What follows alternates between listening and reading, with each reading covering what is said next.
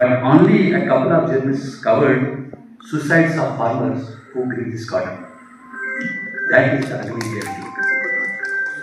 We constantly observe how media is interested in trivial issues rather than getting engaged in serious issues that concern society. Commercialization and TRP pressures sometimes push substance aside for sensationalism.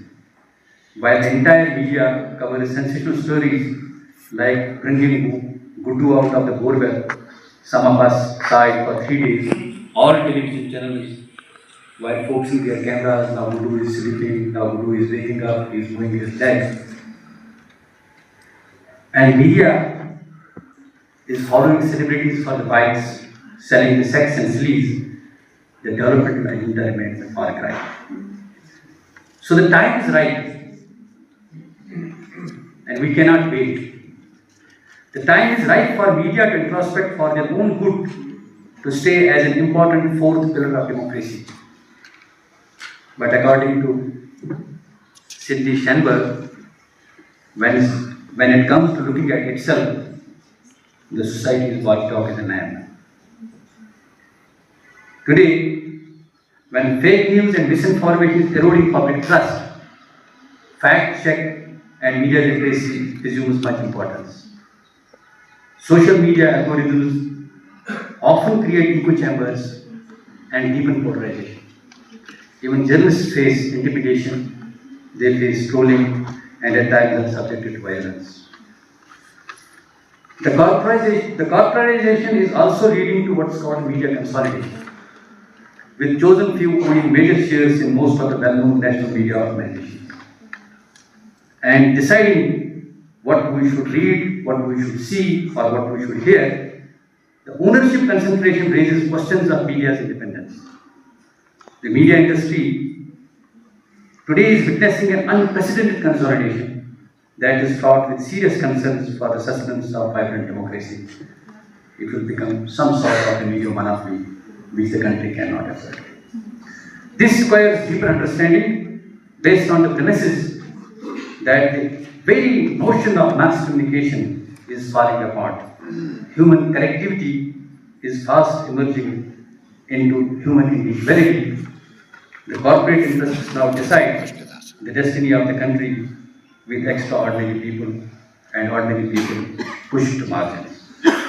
Unless and until these challenges are addressed, media cannot play its full role in nation building. We, the media fraternity, has to stand united to face the challenges and introspect and make course correction in our approach and delivery.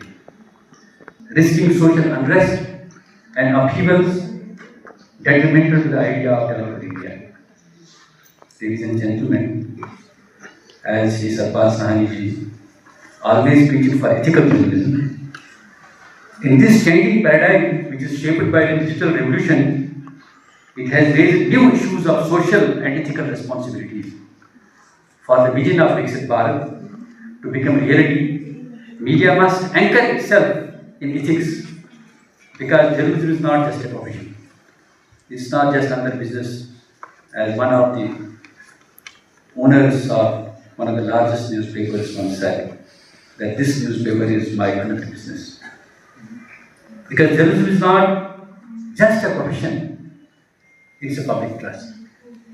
That means every fact must be checked and verified before it is shared. Reporting must remain balanced and fair. Social media must be responsibly, not recklessly. In fact, some of us, especially in the media fraternity, we love freedom of press. We don't like the idea of regulation of the social media, or media for that matter. But when we see what's happening on the social media these days, I think we will be justified within our own right to make every social media handler accountable for its omissions and conditions.